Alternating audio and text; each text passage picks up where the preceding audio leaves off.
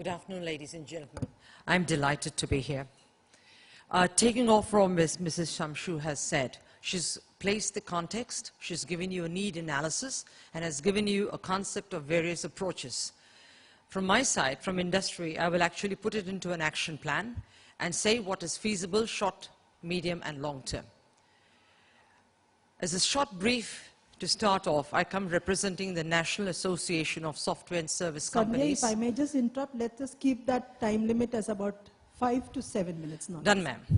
So, as the National Association of Software and Service Companies, we come with about $110 billion today to grow to about $225 billion in the next 7 years, come with a human resource of about 3 million today, and with an aspirational need to rise to about 7 million in the next 7 years.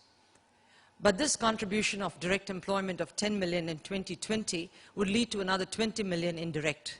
But this is just a part of the total 350 million, which is going to be shared among 21 other skill sectors. So NASSCOM, as representing this industry association, has taken on a new avatar, which is called the Sector Skill Council, formalized under the Ministry of Finance, under the aegis of the National Skills Development Corporation, directly under the focus of the Prime Minister's office, which is under the National Skills Mission. With this brief, the idea is, what are we going to do with the problems that we have?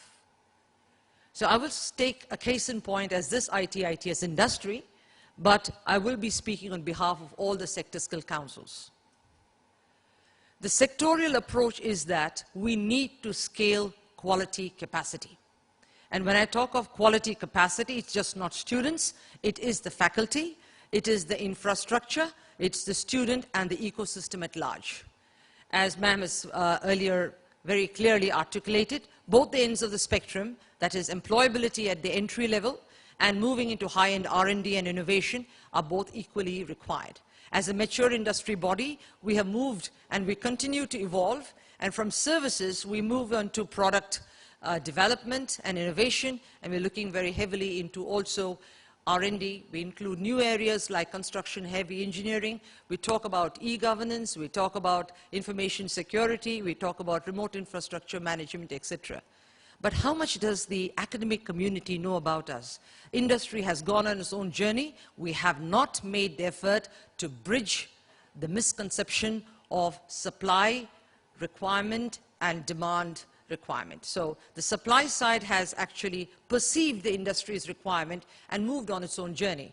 It's time for us to bridge and therefore channel the collaboration. So what is the first question? What is it that we have to bridge?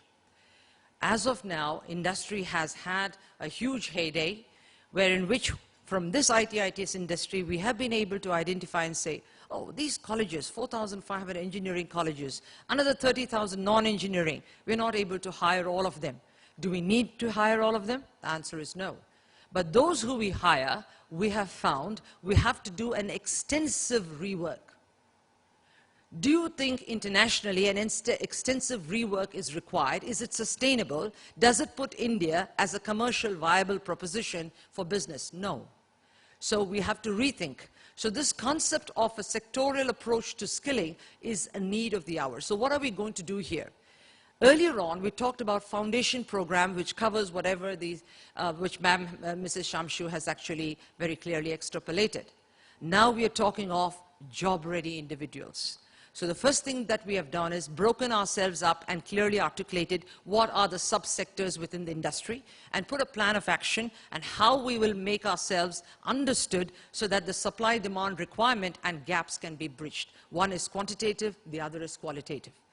So as an industry-setting body, IT services, business process management, engineering and R&D, and software and product development are going to be the new areas or avenues that we're going to talk to industry as well as to academia. So industry says 1,400 companies out of an ecosystem of 5,000 companies, 97% of the business acumen is provided from these 1,400 companies. Do they know what each other needs? Do they have a common problem? Are they addressing the commonality to the academic? No. So what do?